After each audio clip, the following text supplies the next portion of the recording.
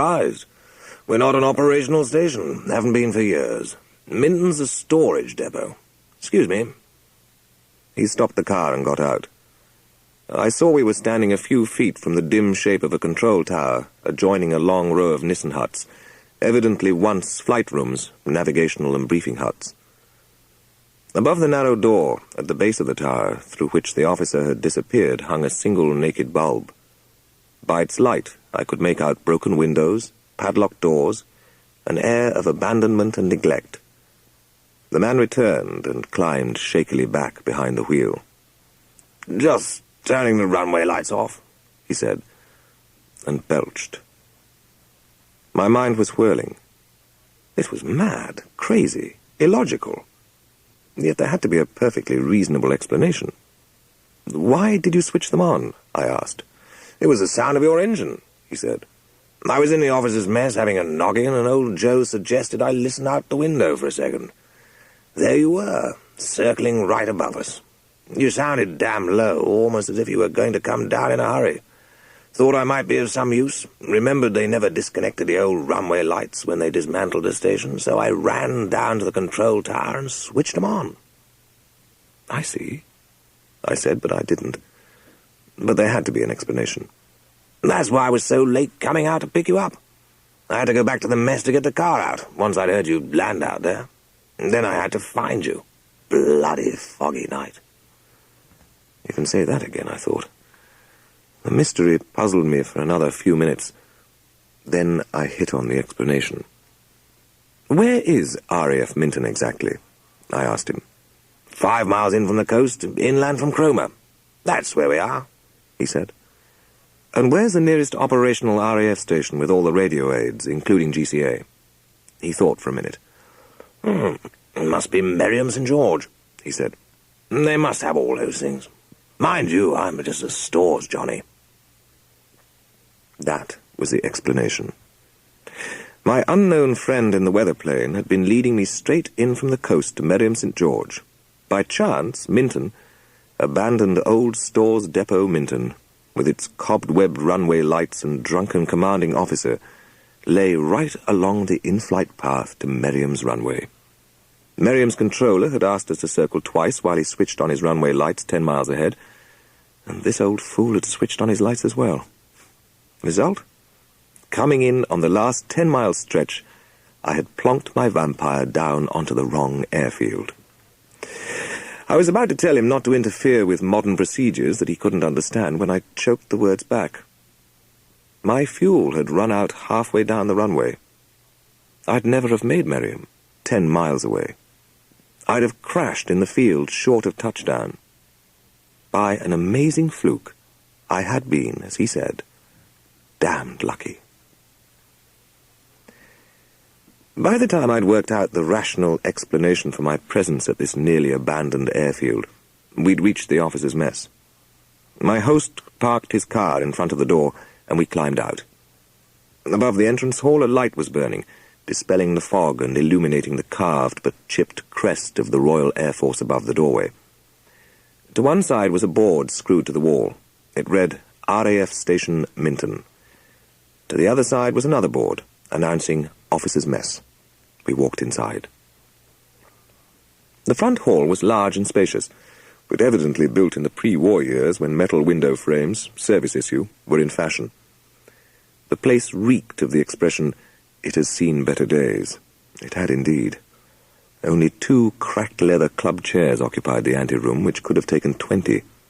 The cloakroom to the right contained a long, empty rail for non-existent coats. My host, who told me he was Flight Lieutenant Marks, shrugged off his sheepskin coat and threw it over a chair. He was wearing his uniform trousers, but with a chunky blue pullover for a jacket. It must be miserable to spend your Christmas on duty in a dump like this. He told me he was the second in command, the CO being a squadron leader now on Christmas leave. Apart from him and his CO, the station boasted a sergeant, 3 corporals, one of whom was on Christmas duty and presumably in the corporal's mess, also on his own, and 20 stores clerks, all away on leave. When not on leave, they spent their days classifying tons of surplus clothing, parachutes, boots, and other impedimenta that go to make up a fighting service. There was no fire in the vestibule, though there was a large brick fireplace, nor any in the bar either. Both rooms were freezing cold, and I was beginning to shiver again after recovering in the car. Marks was putting his head through the various doors leading off the hall, shouting for someone called Joe.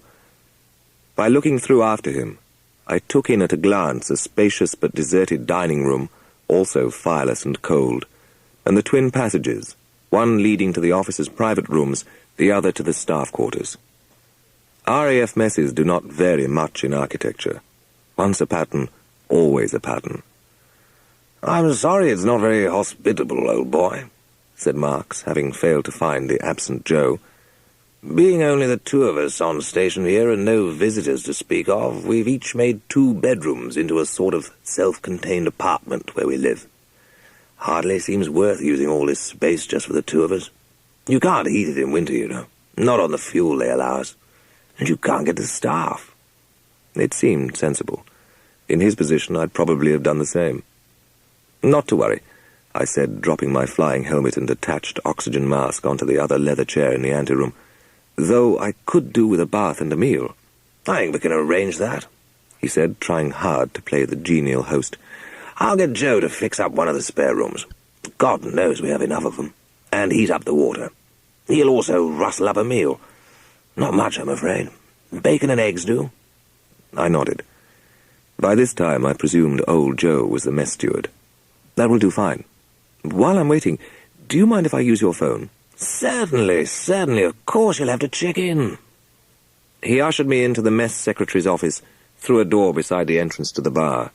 It was small and cold, but it had a chair, an empty desk, and a telephone. I dialed 100 for the local operator, and while I was waiting, Marks returned with a tumbler of whiskey. Normally, I hardly touch spirits, but it was warming, so I thanked him, and he went off to supervise the steward. My watch told me it was close to midnight. Hell of a way to spend Christmas, I thought. Then I recalled how, 30 minutes earlier, I'd been crying to God for a bit of help, and felt ashamed. "Little Minton," said a drowsy voice. It took ages to get through, for I had no telephone number for Miriam St. George, but the girl got it eventually. Down the line, I could hear the telephone operator's family celebrating in a back room, no doubt the living quarters attached to the village post office. After a few minutes, the phone was ringing. "RAF Miriam St. George," said a man's voice. Duty sergeant speaking from the guardroom, I thought. "Duty controller air traffic control, please," I said. There was a pause. "I'm sorry, sir," said the voice. "May I ask who's calling?" I gave him my name and rank. "Speaking from RAF Minton," I told him. "I see, sir. But I'm afraid there's no flying tonight, sir. No one on duty in air traffic control. A few of the officers up in the mess, though." "Then give me the station duty officer, please." When I got through to him, he was evidently in the mess, for the sound of lively talk could be heard behind him. I explained about the emergency and the fact that his station had been alerted to receive a vampire fighter coming in on an emergency GCA without radio. He listened attentively. Perhaps he was young and conscientious too, for he was quite sober, as a station duty officer is supposed to be at all times, even Christmas. "I don't know about that," he said at length. "I don't think we've been operational since we closed down at 5 this afternoon. But I'm not on air traffic. Would you hold on? I'll get the wing commander, flying. He's here." There was a pause, and then an older voice came on the line. "Where are you speaking from?" he said, after noting my name, rank, and the station at which I was based. "RAF Minton, sir. I've just made an emergency landing here. Apparently it's nearly abandoned." "Yes, I know," he drawled. "Damn bad luck. Do you want us to send a tilly for you?" "No, it's not that, sir. I don't mind being here. It's just that I landed at the wrong airfield. I believe I was heading for your airfield on a ground-controlled approach." "Well, make up your mind. Were you or weren't you? You ought to know. According to what you say, you were flying the damn thing." I took a deep breath and started at the beginning. "So you see, sir, I was intercepted by the weather plane from Gloucester, and he brought me in. But in this fog it must have been on a GCA, no other way to get down. Yet when I saw the lights of Minton, I landed here, assuming it to be Merriam St. George. Splendid, he said at length. Marvellous bit of flying by that pilot from Gloucester. Of course, those chaps are up in all weathers. It's their job. What do you want us to do about it? I was getting exasperated. Wing commander he might have been, but he'd had a skinful this Christmas Eve. I'm ringing to alert you to stand down your radar and traffic control crews, sir. They must be waiting for a vampire that's never going to arrive. It's already arrived, here, at Minton. But we're closed down, he said. We shut all the systems down at 5 o'clock. There's been no call for us to turn out. But Merriam St. George has a GCA, I protested. I know we have, he shouted back, but it hasn't been used tonight. It's been shut down since 5 o'clock. I asked the next and last question, slowly and carefully. Do you know, sir, where is the nearest RAF station that will be manning 121.5 megacycle band throughout the night? The nearest station to here that maintains 24-hour emergency listening? The International Aircraft Emergency Frequency is 121.5 megacycles. Yes, he said, equally slowly. To the west, RAF Marham. To the south, RAF Lakenheath. Good night to you. Happy Christmas. I put the phone down and sat back and breathed deeply. Marham was 40 miles away on the other side of Norfolk. Lakenheath was 40 miles to the south, in Suffolk. On the fuel I was carrying, not only could I not have made Merriam St. George, it wasn't even open. So how could I ever have got to Marham or Lakenheath? And I'd told that Mosquito pilot that I had only 5 minutes fuel left. He'd acknowledged that he understood. In any case, he was flying far too low after we dived into the fog ever to fly 40 miles like that. The man must have been mad. It began to dawn on me that I didn't really owe my life to the weather pilot from Gloucester, but to Flight Lieutenant Marks. Beery, bumbling old, passed-over Flight Lieutenant Marks, who couldn't tell one end of an aircraft from another, but who had run 400 yards through the fog to switch on the lights of an abandoned runway because he heard a jet engine circling overhead too close to the ground. Still, the Mosquito must be back at Gloucester by now, and he ought to know that, despite everything, I was alive. "Gloucester?" said the operator. "At this time of night?" "Yes," I replied firmly. "Gloucester, at this time of night." One thing about weather squadrons, they're always on duty. The duty meteorologist took the call. I explained the position to him.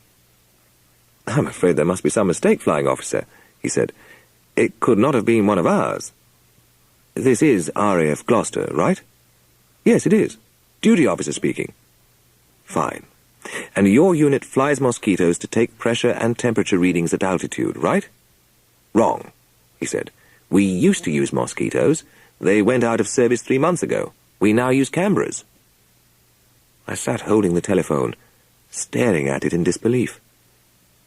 Then an idea came to me. "What happened to them?" I asked. He must have been an elderly boffin of great courtesy and patience to tolerate darn-fool questions at that hour.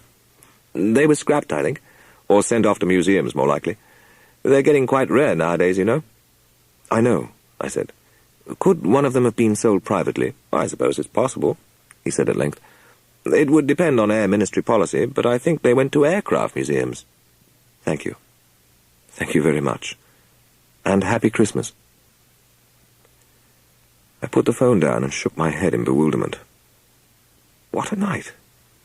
What an incredible night. First I lose my radio and all my instruments. Then I get lost and short of fuel. Then I am taken in tow by some moonlighting harebrain with a passion for veteran aircraft flying his own Mosquito through the night, who happens to spot me, comes within an inch of killing me, and finally, a half-drunk ground duty officer has the sense to put his runway lights on in time to save me. Luck doesn't come in much bigger slices. But one thing was certain. That amateur air ace hadn't the faintest idea what he was doing. On the other hand, where would I be without him?